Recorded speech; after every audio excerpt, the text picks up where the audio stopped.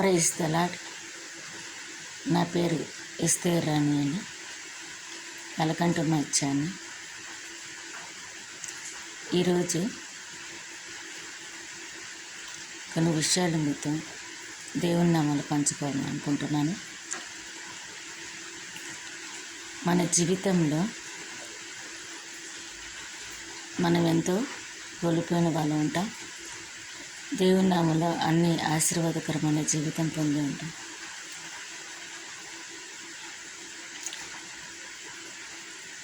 పాత నిబంధన కాలంలో చూస్తే హేబేలు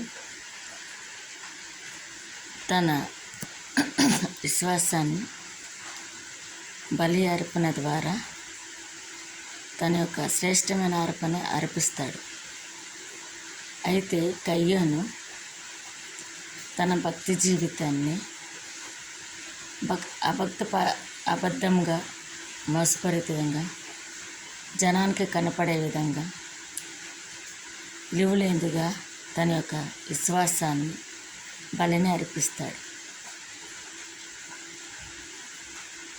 అయితే ప్రభువైన యెహోవా ఆ హేబేలు అర్పణే అంగీకరిస్తాడు. కానీ అందరి మనసులో ఎరిగిన దేవుడు మన నోటి యొక్క ఫలములు అర్పణలు అర్పించినప్పుడు అందరిని ఎరిగిన దేవుడు, అందరినీ చూస్తున్న దేవుడు, ఎవరు ఏంటని వాళ్ళ విశ్వాసం ఎలాంటిది, జీవితం ఎలా ఉంటుంది, వాళ్ళ బ్రతుకు దినములు ఎలా ఉన్నాయి చూస్తాడు. యేసేపు తన బ్రతికినన్ని దినములు అన్నను మోసం చేశానని, తన మామను మోసం చేశానని ఎంతగానో బాధపడుతూ ఉంటాడు. అయితే తను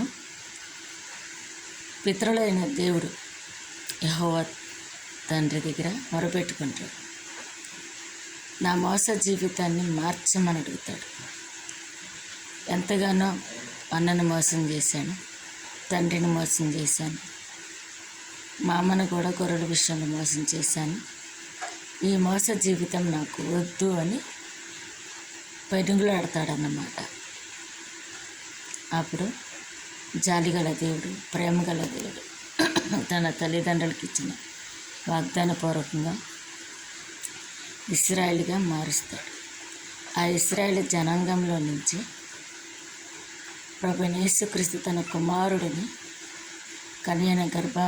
కన్యన మరీ గర్భాన జన్మించేటట్లుగా మానవాళి రక్షణార్థం ఈ లోకానికి పంపాడు. ఈ మానవాళి రక్షణార్థం కొరకు తన కుమారుడైన యేసుక్రీస్తు విలువైన రక్తము ద్వారా కడగబడి మన పాపము క్షమించబడి పశ్చాత్తాపం కలిగి మనసు మారి పసిబిడ్డల వలె మారితే బాప్తిసం తీసుకుని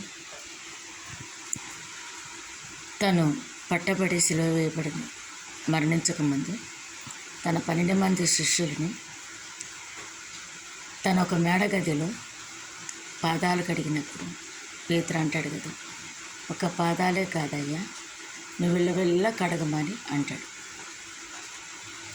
నిలువెల్ల కడగాలి అంటే మన యొక్క శరీరాన్ని, ఆత్మని కడగటం అన్నమాట. ప్రాణాత్మ శరీరాలను కాపాడుకోవడం. మనం ఎలా జీవిస్తున్నాం, ఎలా ఉంటున్నాం అనేది కాదు, కానీ మన జీవితాన్ని ఎలా కాపాడుకుంటున్నాం అన్నమాట.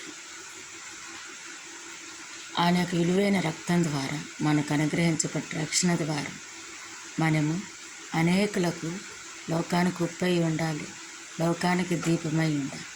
మత్తయి సువార్త 5వ అధ్యాయంలో 16-17 వచనాల్లో చెప్తున్న విధంగా మనకి ఉండాలి. ఈ యొక్క వాక్యం ద్వారా మీ మధ్యలోకి నేను వచ్చి ఉన్నాను. ఈ సెల్లు పాతదేయటం వలన హ్యాంగ్ అవుతుంది, కానీ నా ఆర్థిక ఇబ్బందుల వల్ల కొత్త సెల్లు కొనలేకపోతుంది. దేవుని కృపను బట్టి కొత్త సెల్ కొనడానికి మీ మధ్యకి అనేక విషయాలు మీతో పంచుకోవటానికి దేవుడు తన యొక్క కృప ద్వారా మహిమ ద్వారా నన్ను బలపరుస్తాడని, నాకు 2 కుమార్తెలు, నాకు ఆర్థిక ఇబ్బందుల విషయంలో, నా బిడ్డల విషయంలో ప్రార్థిస్తారని, ఈ యొక్క మాటల వల్ల మీకేమైనా డౌట్లు వస్తే, ఏమైనా అడగాలి, ఏమైనా ఇంకా నేను నేర్చుకోవాలని అనుకుంటే కామెంట్ రూపంలో పెట్టండి. సబ్స్క్రైబ్ చేయండి, షేర్ చేయండి, లైక్ చేయండి, సపోర్ట్ చేయండి. Praise the Lord. Thank you friends.